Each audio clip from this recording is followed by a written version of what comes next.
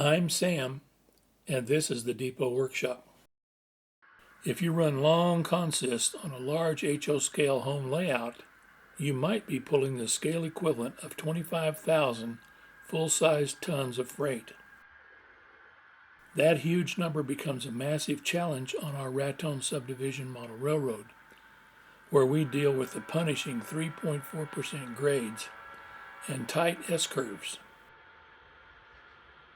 This forces our model locomotives to pull incredibly heavy loads and overcome significant rolling resistance. Today we're doing a deep dive into the physics of rolling resistance, tractive effort, and the power management required to run realistic trains on a steep grade.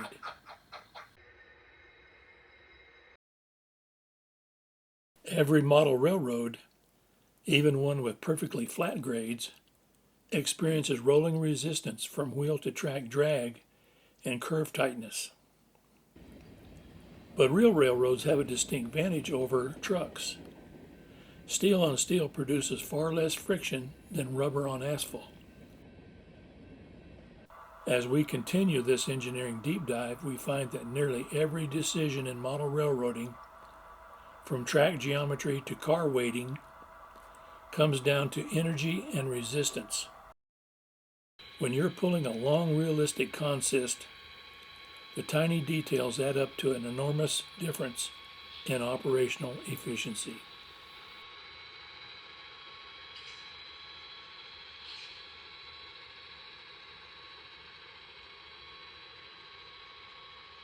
If you want to learn more about the real-world difference between road and rail, check out this video from Practical Engineering.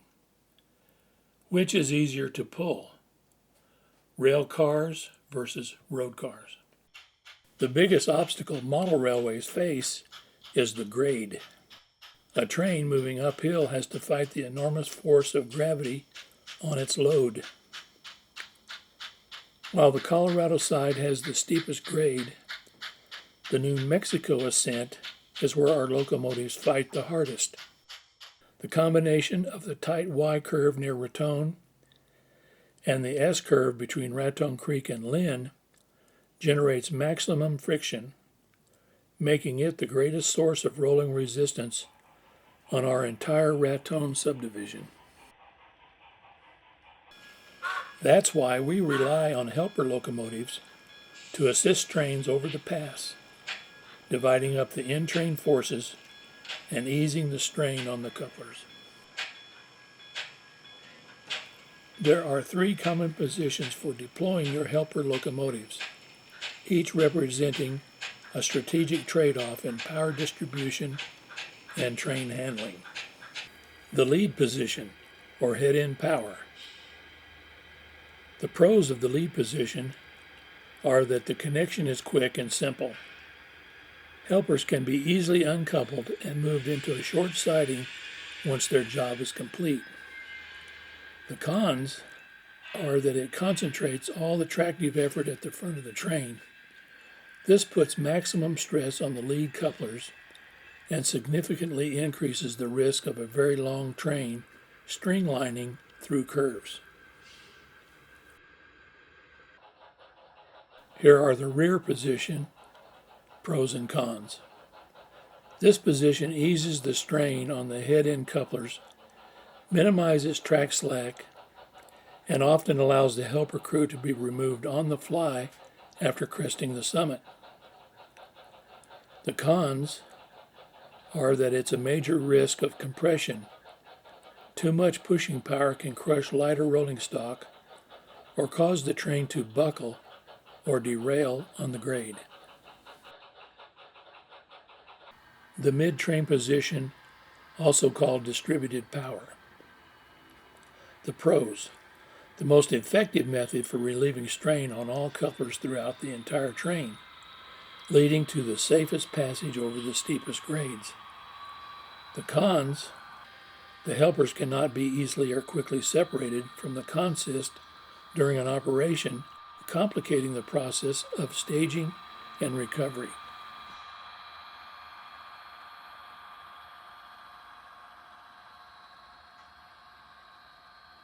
We strictly mandate the use of manned helper sets for every train ascending the steep Raton Pass.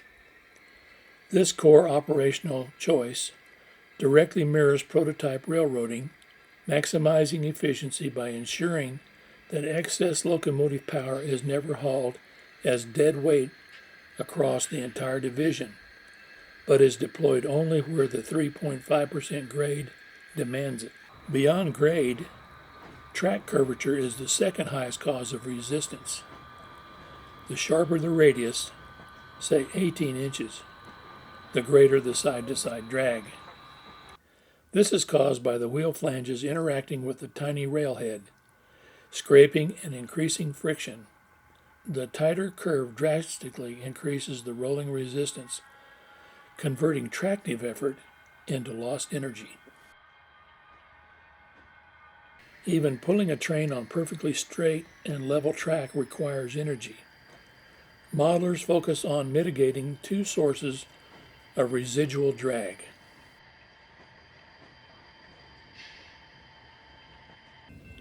The first source is mechanical resistance. Unlike real trains with roller bearings, model trains rely on plastic trucks and pinpoint axles. We have meticulously reamed the axle pockets and replaced the plastic wheels with metal ones to minimize friction on our cars. Okay, I have removed the plastic wheels from the truck frames, and now we just take this truck reamer. This is available from Micromark, and they also have a truck plier that will spread these frames out, making it easier to remove the wheels and put them back in. But I don't have one right now. But what you do is you take this little reamer tool and you put it in here like the axle. You have to kind of spread it apart. Sometimes these little frames are stiff. Anyway, you want to just make sure you've got it down in the axle holes real good. And then you just give this some spins. And when you first start, you might feel a little bit of resistance,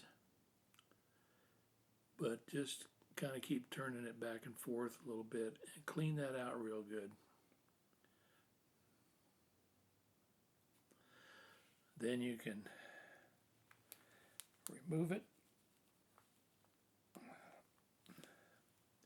and do the next one the same way.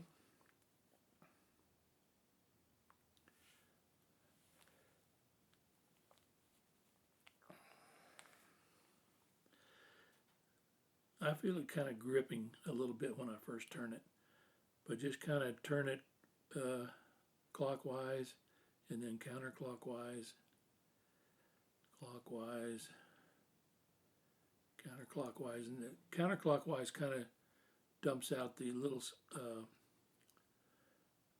things that you're grinding off. So that should tune up your truck real good, where when you put your metal wheel back in, this is a plastic, but I'll just put this plastic one back in for now to show you. When you put this back in,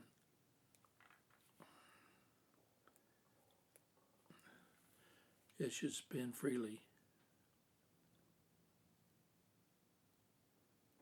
Yeah. And you can even put a little small drop of, I use sewing machine oil, but it's not like the lot of sewing machine oil that you see. What I have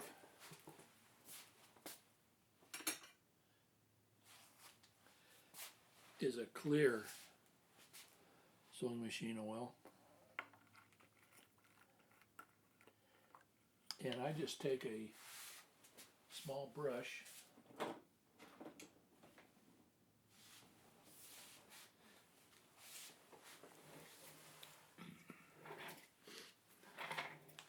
And you can do this even with the axle in place, but I just take a little bit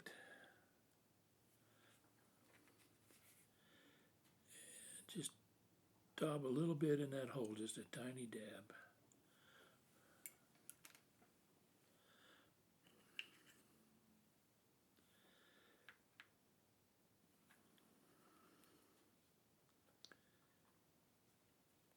You don't want to do too much because it'll have a tendency to collect dirt,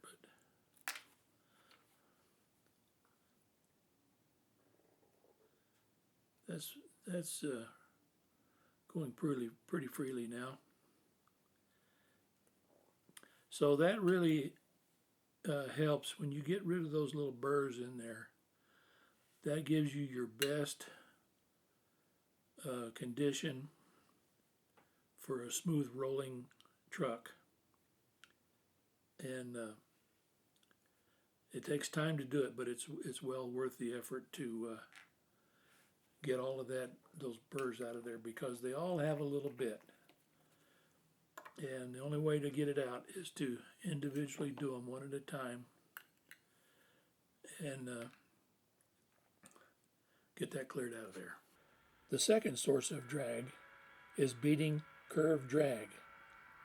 The infamous S-curves from Raton Creek to Lynn are a constant battle against rolling resistance. To prevent streamlining and ensuring our trains run at optimal speed and length, we must be exact. This requires not only perfectly tuned cars, but also expert placement of our helper locomotives. It's the only way to conquer this section of the Raton Subdivision. Well, at least we don't have to worry about air drag.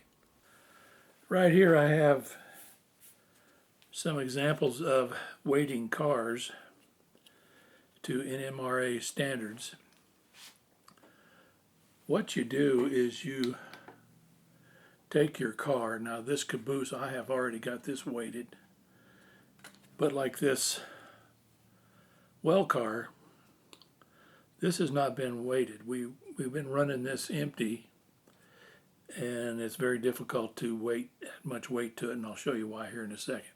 But if you put this car on the scale, it weighs exactly 1 ounce. And according to NMRA weighting standards, this car is 9.5 inches long.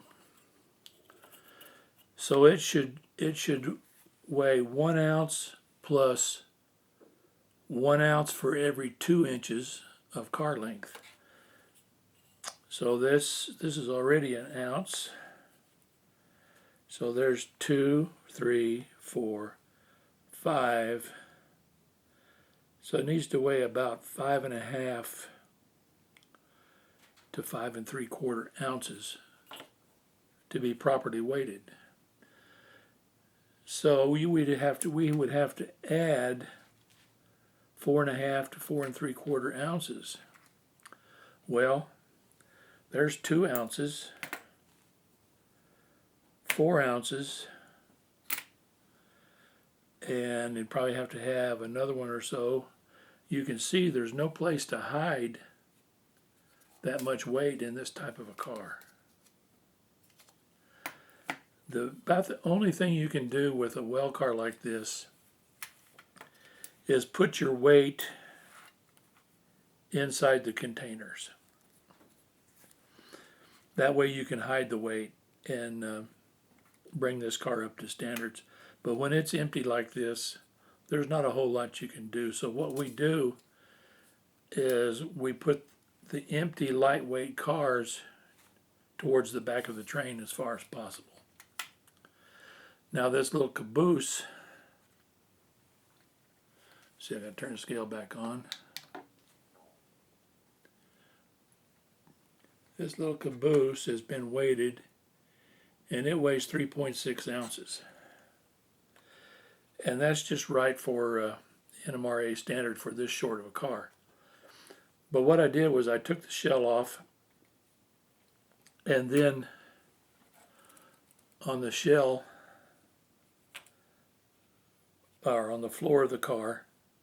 I added however many of these I needed to add, and you can stack them up, you know, and do what you have to do to fit them in there. And I usually end up painting them flat black, so you can't see them if you look through the windows. Because when they're shiny like this, sometimes you look through those windows and you can see these weights. But if you paint them black, flat black or something, you can't see them. And they have a peel and stick deal here. You pull this off. This will stick right on the body of your car or the floor of your car. Anyway, you can stick these wherever you need to hide them inside the particular car that you're doing. But you always want to try to get as much weight as low as possible, so you have a lot of center of gravity. If you have it up on top, it tips over too easy. Now here's another example of a car, this gondola, this ballast gondola. And what I did to bring it up to proper weight is I just put ballast in it. Now that's 5.6 ounces, which is just right for this size car. And a lot of times you have to put a false bottom in here of styrofoam, because if you fill the car completely up with ballast, it'll be too heavy. So you just kind of have to play with it and just put enough in there to hide it, or to bring it up to weight. And there again, you can paint the top of that styrofoam that you put in there black, or maybe gray in this case, because this is a gray load. But just do something to hide that white, bright white deal, so if the ballast moves a little bit, you won't see it. So this is an important thing to do, to bring your cars and tune them up to where they run good. They will run better, roll better, and perform better if they are set to the proper weight. But in our case, where we actually have 3.4% grades on our layout, so that adds, if you've got, this car is, we'll just say 5 ounces, and you got 10 of these, you got a pretty good amount of weight. 3 of these cars would be about a pound, so, or pretty close to a pound. So, if you have 10, 15, 20, 25 of them, that's a lot of weight for your couplers to pull uphill, and for your locomotives. And then when you add curves to that, turnouts, things like that, that gives even more resistance. And right here we have S-curves. So you got curves going both directions, and that puts a real bind on your train wheels, and resistance to your locomotives taking the trains over the hill. I'm going to do another little demonstration here in a minute with this clear car and show you how curves affect rolling resistance, even a slight curve. So we'll look into that here in a little bit. All right, I'm going to do a little experiment here.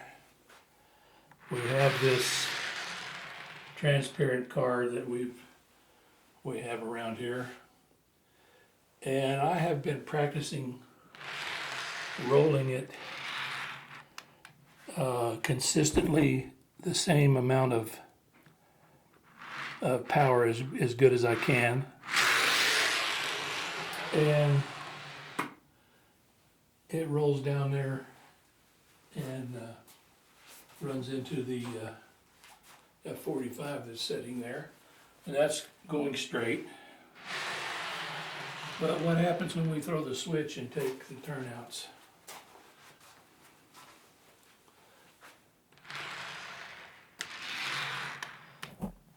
Let me throw the switch.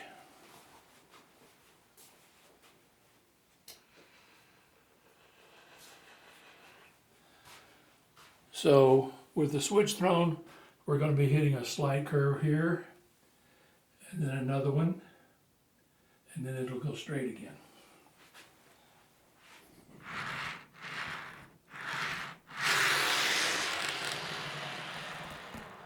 And you can see the car did not travel near as far.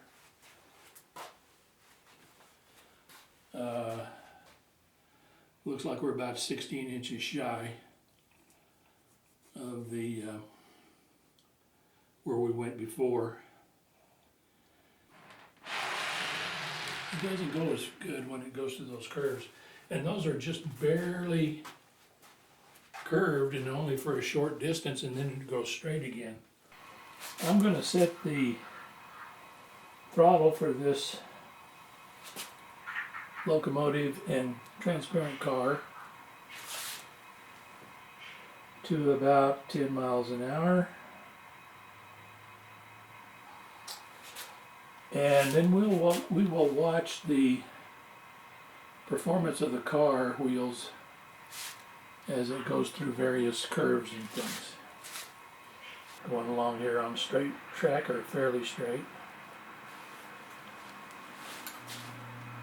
Across the bridge. Sounds like the furnace is coming on.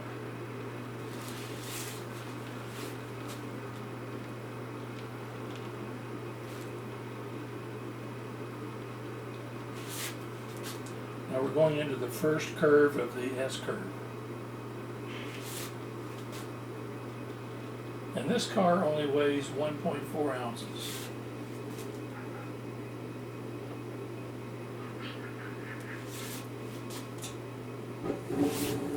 And these are the biggest curves on our layout. These are 36-inch radius curves.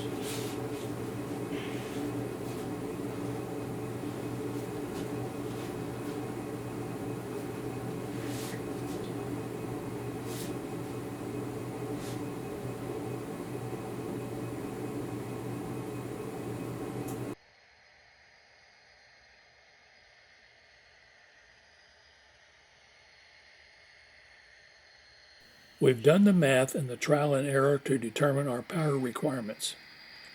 With roughly 90% of our rolling stock weighted to NMRA specifications, we can precisely calculate the tractive effort needed to conquer the layout.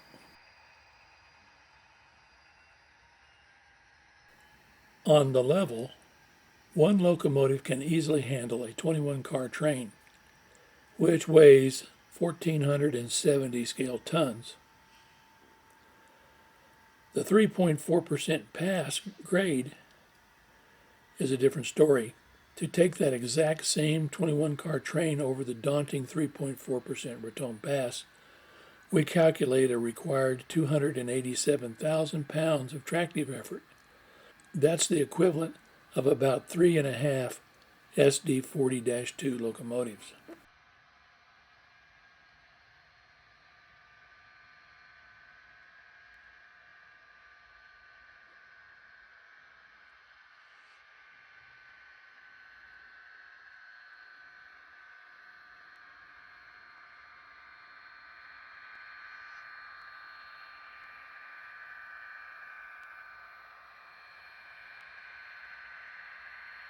This massive power demand is why 3 dedicated helpers are stationed at the Lynn helper pocket, just shy of the summit.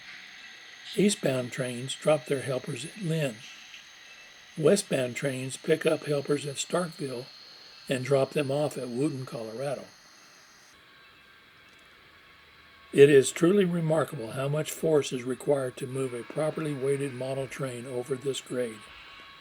This is why we love modeling the Raton Subdivision. It allows us to experience in HO scale how the Santa Fe Railway overcame the steepest mountain pass in the United States.